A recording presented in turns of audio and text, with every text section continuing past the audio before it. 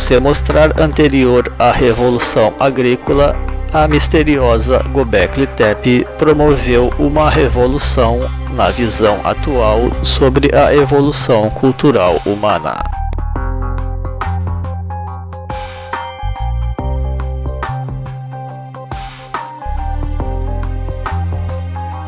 As pessoas eram ainda simples caçadoras e coletoras, mas já organizavam cultos avançados.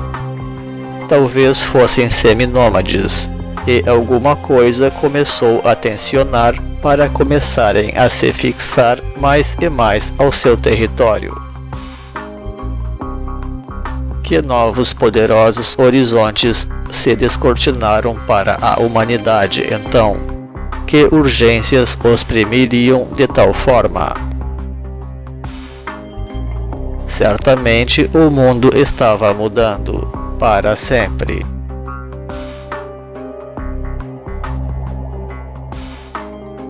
Se Göbekli Tepe não comportava traços de agricultura,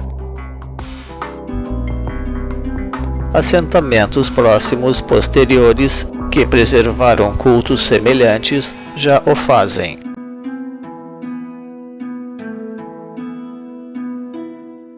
Por isto, Göbekli Tepe teria servido para a transição de uma era do mundo, despertando os espíritos para uma nova consciência. Quando o ser humano passou a desejar cada vez mais estar próximo dos templos.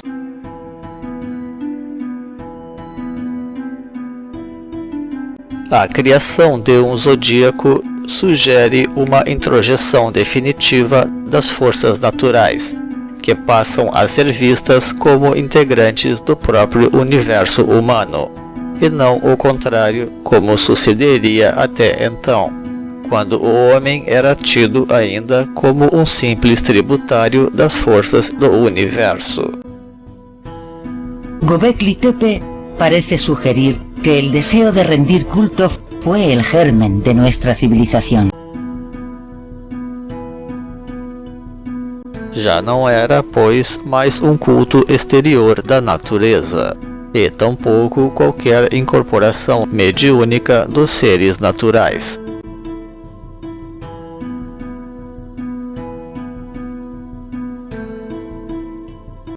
Mas sim uma representação simbólica das energias, algo semelhante à forma como o embrião humano passa aparentemente por todos os reinos da natureza.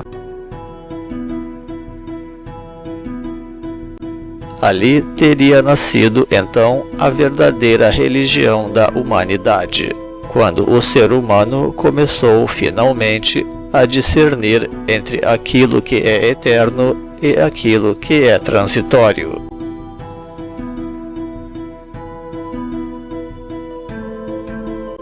E tudo isto já é a Atlântida, a semente do Neolítico.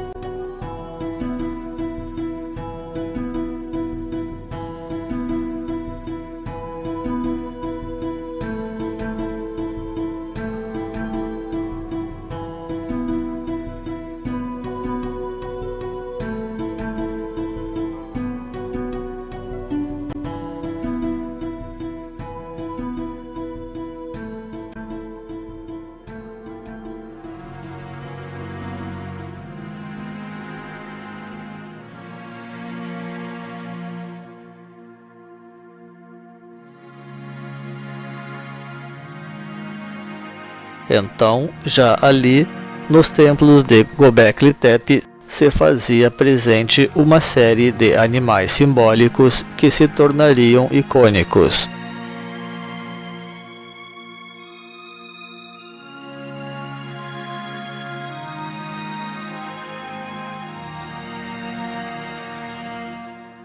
Depois reproduzidos na cultura atlante das Américas com ainda maior abundância e propriedade natural.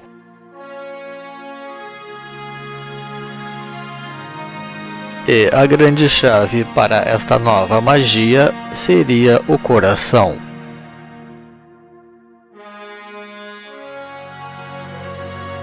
o coração no qual foi colocado o próprio planeta e sua natureza, o coração como o berço dos deuses, coração que é cruz e inocência resgatada, nascedouro dos imortais na luz, aqueles que se tornaram mais do que homens, sempre a serviço do amor divino, que é a compaixão, para dizê-lo com todas as letras. Por isto, o zodíaco foi identificado ao coração, os 12 signos e as 12 pétalas do chakra cardíaco, onde cada pétala estaria destinada ao sacrifício ou à sublimação de um instinto natural, no qual os grandes místicos e iniciados buscariam percorrer o seu todo, dentro de ritos e processos avançados.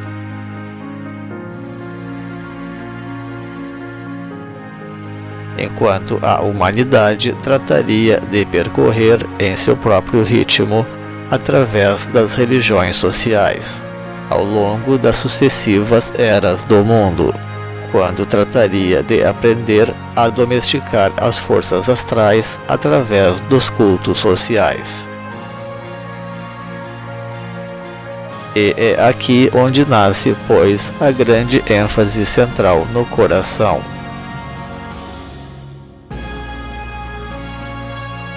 Este tema síntese que, mais tarde, degenerará na ideia do sacrifício físico dos corações entre os últimos Atlantes.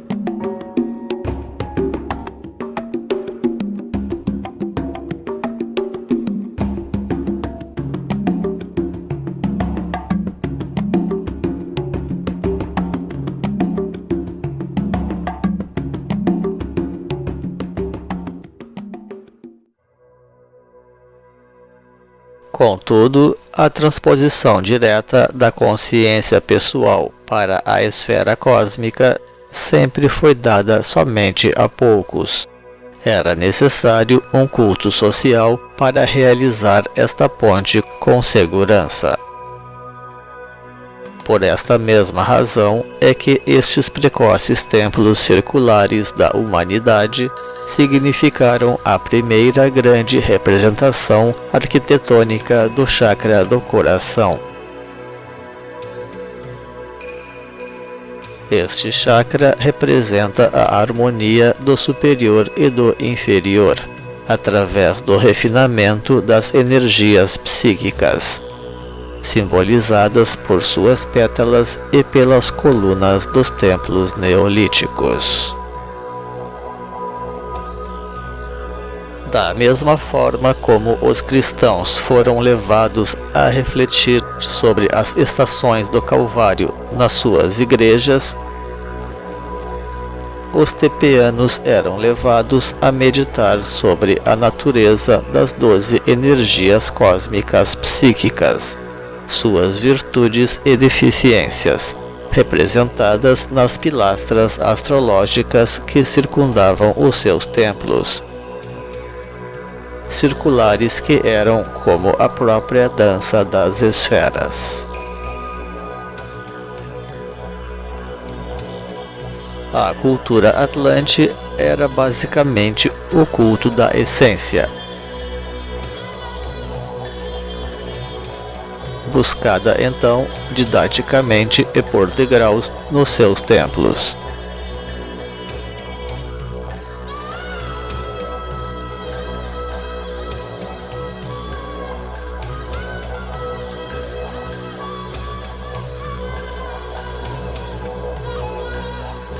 Os templos quitônicos também representaram o culto ao coração místico. As formas animais ali sacrificadas, factual ou simbolicamente, se destinavam a permitir revelar a essência das energias que as formas encobrem, isto é, seus corações. E que, na astrologia, está simbolizada esta essência pelos planetas que regem os signos astrológicos.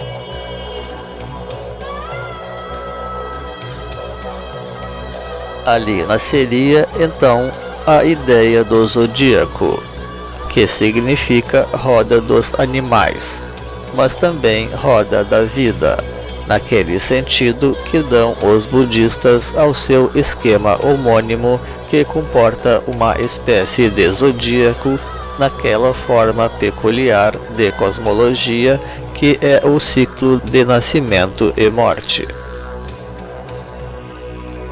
Morte que representa um tema central nas culturas atlantes, como também eram a egípcia e a chinesa.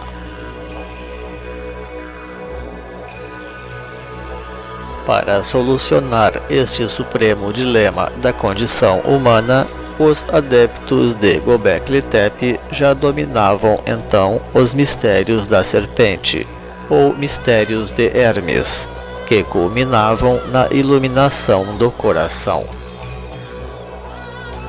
O próprio caduceu faz a forma do T, presente nas colunas de Göbekli Tepe, predecessoras que são dos totens atlantes, e que não deixam de fazer alusão às árvores sagradas, como demonstrariam mais tarde a elaborada iconografia do México Antigo.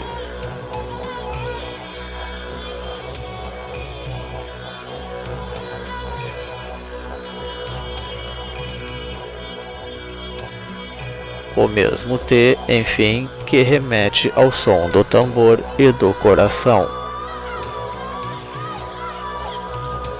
assim como a tal como o som sagrado atlante por excelência.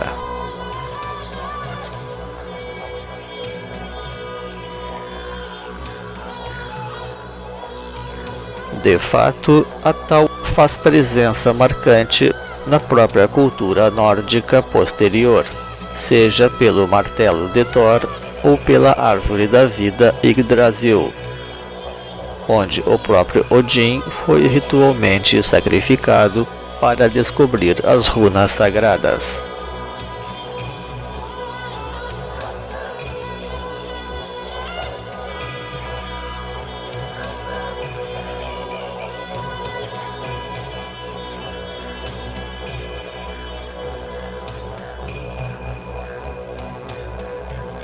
Os mistérios da cruz perspassam todo o atual ciclo de evolução maior do planeta, onde vai recebendo sucessivas adaptações.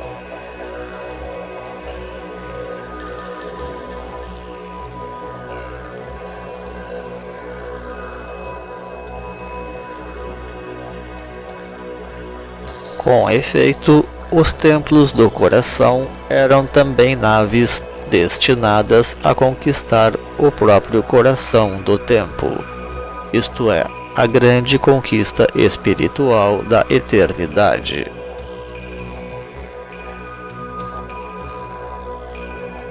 Num certo sentido, aqui se encontram as raízes de todos os calendários que os atlantes um dia tão criteriosamente desenvolverão.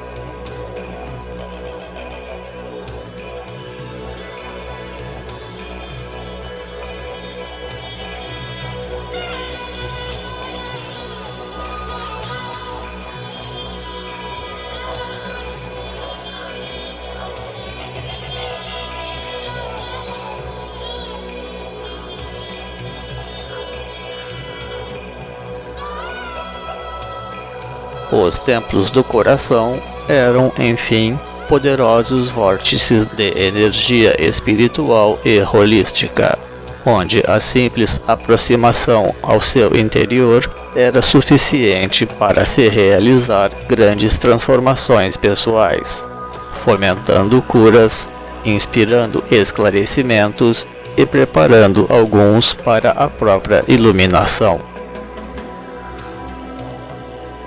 Seus pivôs eram os grandes adeptos atlantes que detinham as chaves científicas da iluminação espiritual.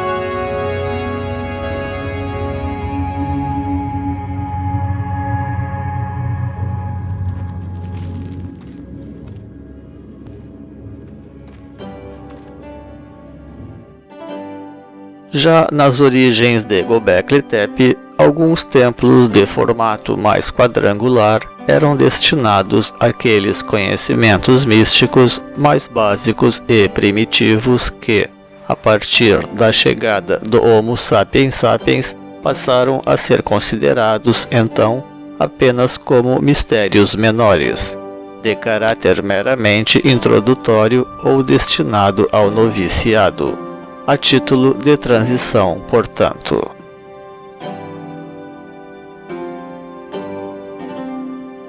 Mais tarde, este modelo retangular é que passaria a prevalecer na região, não raro de forma até exclusiva.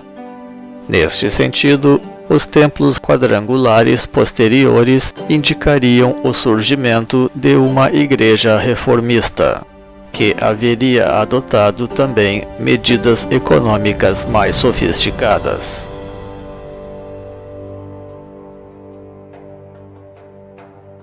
E esta é, na verdade, uma realidade que tem acompanhado toda a história das religiões, pois todas as grandes igrejas começaram de forma comunitária e com estruturas econômicas muito simples, incluindo o dízimo e a mendicância, depois se transformando paulatinamente até se adaptarem às grandes civilizações, não sem a perda de importantes pilares das crenças originais.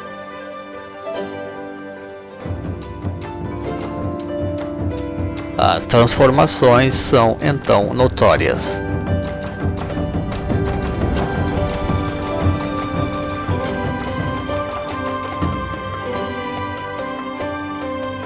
Na Göbekli Tepe original havia um complexo de templos majestosos, indicando uma intensa atividade espiritual, coordenada permanentemente por um grupo considerável de monges e de sacerdotes. A ausência de habitações sólidas indica que o nomadismo ainda tinha a sua força, ao menos em termos espirituais, reforçado pela presença de restos de caça ou de pecuária primitiva, naquilo que seria ainda uma típica cultura do Mesolítico. Já na Göbekli Tepe posterior, encontramos apenas um pequeno templo cercado por comunidades solidamente estabelecidas, ocupadas em atividades agropecuárias ostensivas, testemunhando assim a consolidação do Neolítico.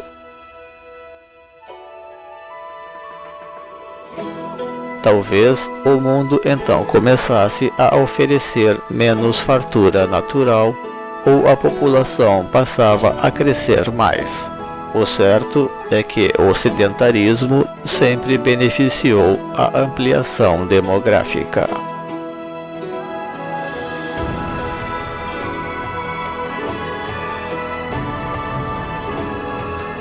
Eis que o projeto original dos templos possuía um lugar bem determinado para a ideia do quadrado. A cruz e o quadrado são realidades equivalentes, porém com sentido espiritual e material respectivo, por estar a cruz devidamente centralizada. Daí que a 22ª letra hebraica, o Tav, apresente uma forma quadrática, simbolizando um portal.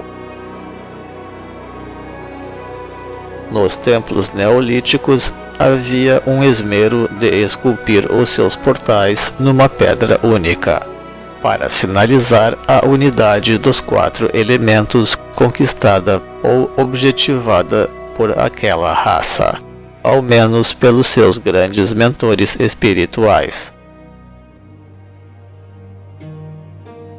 Procedimento este que também seria observado em outros grandes sítios neolíticos não distantes dali.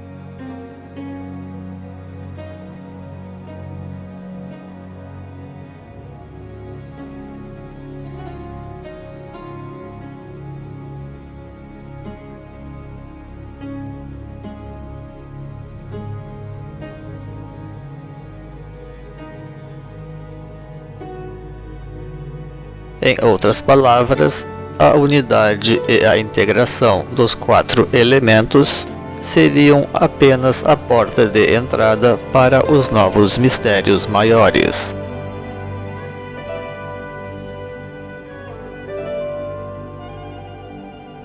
Porém, os sucessores diretos de Göbekli Tepe teriam tomado isto antes como sendo o objetivo principal, enfatizando assim os próprios mistérios da natureza. E nisto teriam sucumbido a um reducionismo, ou, como se costuma dizer, ao fundamentalismo da época,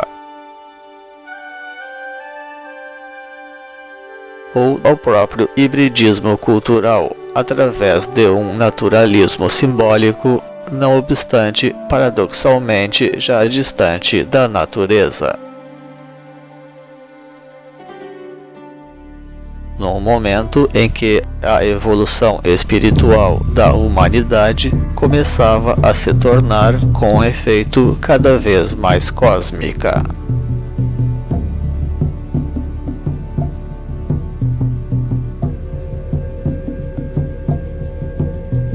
Talvez ali se tenha tomado então a dramática decisão de migrar para regiões distantes.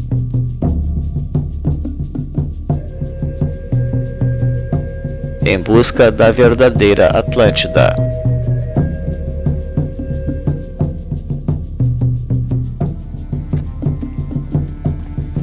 E esta migração programada, ou este êxodo cultural sistemático, seria uma das explicações para o definhamento progressivo daqueles primeiros templos mesolíticos, até a sua completa extinção, após 2000 anos de intensos trabalhos revolucionários.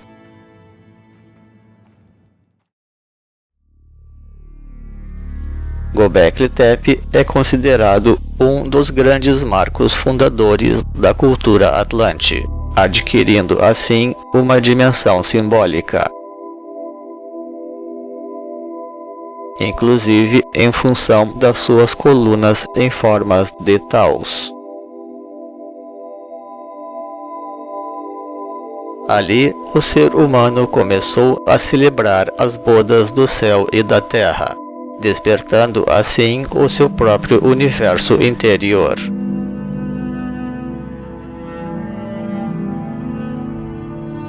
Göbekli Tepe marca tal vez el mayor punto de inflexión de nuestra evolución cultural. El momento en el que se empezaron a formar comunidades grandes que comenzaron a replantearse su lugar en el mundo y decidieron cuidar y domesticar plantas y animales. El primer gran paso de la humanidad para saltar de la edad de piedra a la era espacial.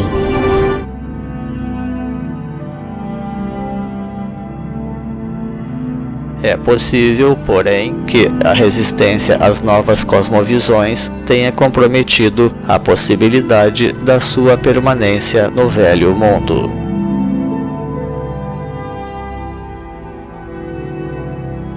Talvez alguns desejassem apenas uma renovação controlada das coisas, com avanço espiritual e intelectual, mas sendo conservadores e frugais em termos econômicos, permanecendo ainda sob uma economia pastoril, característico do chamado Mesolítico.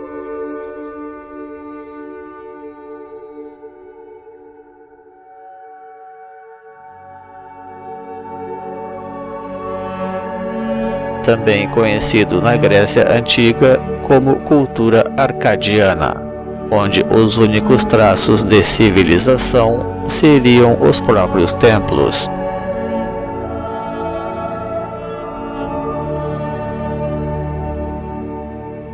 Harmoniosamente fundidos ao ambiente natural.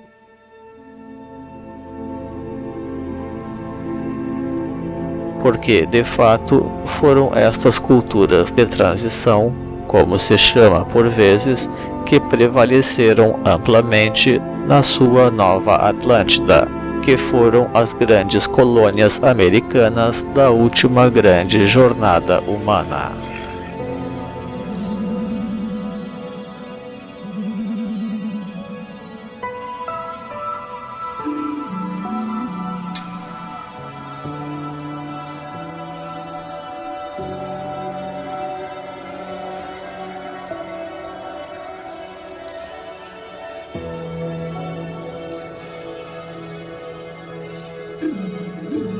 A ideia dos verdadeiros sábios seria então apenas disseminar o culto, sem criar, porém, grandes assentamentos.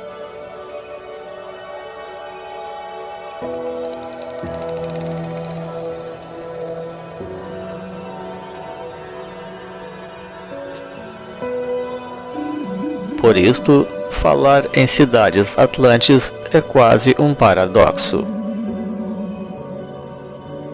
que se resumiria apenas a casos excepcionais e algo incidentais, já que a capital asteca era também uma ilha. A raça atlante era eminentemente religiosa, e seus centros eram basicamente núcleos templares, com grande diversidade de culto, como podemos encontrar já em Göbekli Tepe, um modelo original.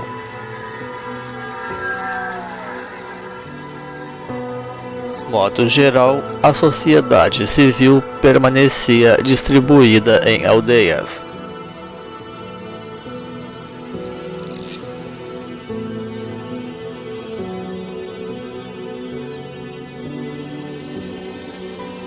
Ainda que o crescimento das ordens religiosas tendesse a concentrar os próprios monges no entorno ou mesmo no interior destes centros. A pluralidade dos cultos deriva do politeísmo antigo, cujo objetivo era a sacralização de todas as dimensões da existência.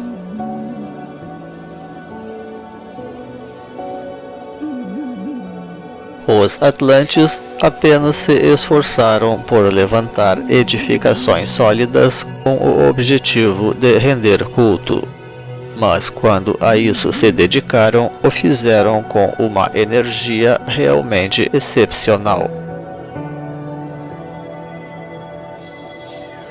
Grandes centros como Teotihuacan até tinham os seus palácios, mas nada que rivalizasse com o esplendor das suas pirâmides ou dos próprios templos.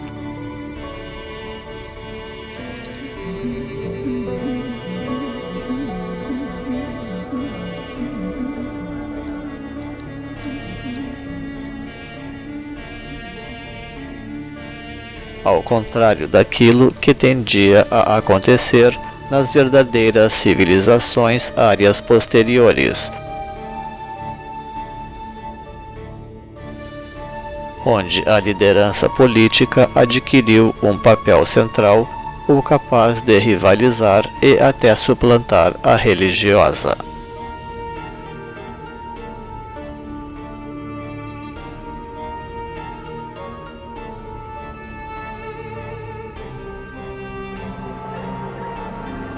A vida espiritual deveria ser sempre o grande centro e a razão de ser daquelas antigas sociedades atlantes teocráticas.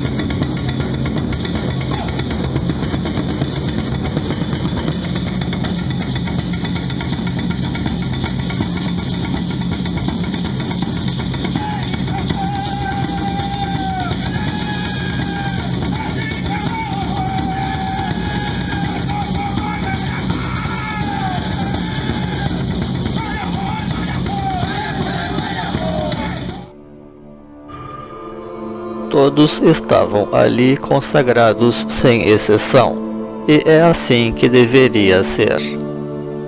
Aos reis era pedido penitências especiais. Deveriam sangrar a língua ou o pênis para demonstrar autocontrole emocional e espiritual.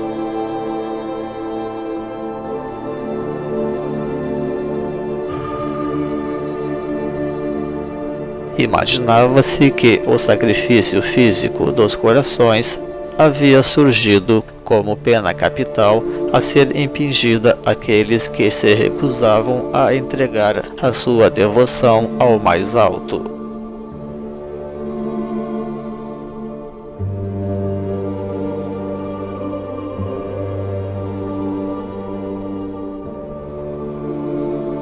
Mas, por vezes, servir a religião terminou se identificando ao Estado e ao poder, de modo que, ao fim e ao cabo, a própria civilização teve que ser abandonada, como os maias o fizeram de uma forma notável.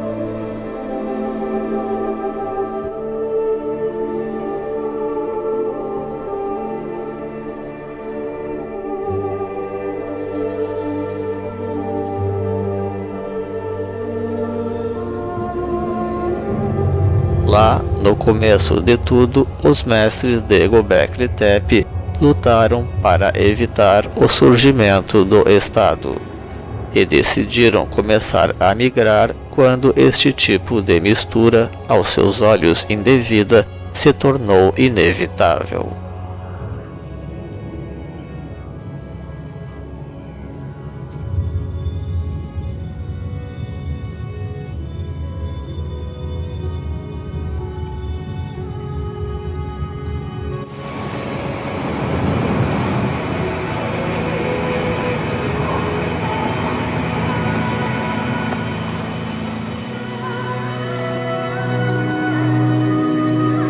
O certo, porém, é que a migração de motivação cultural acompanha a humanidade desde as suas mais remotas origens. Haveria, porém, muitas vezes um propósito especial nestas antigas migrações, que eram aqueles de expandir e de socializar corretamente conhecimentos originais.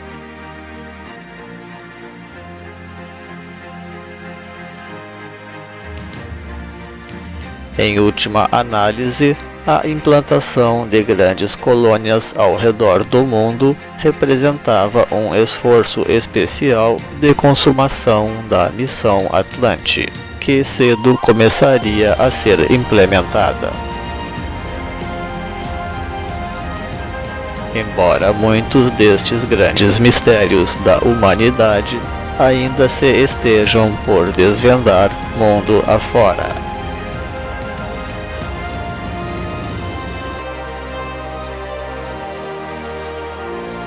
Se tratava, pois, de estabelecer em definitivo os grandes fundamentos espirituais do mundo.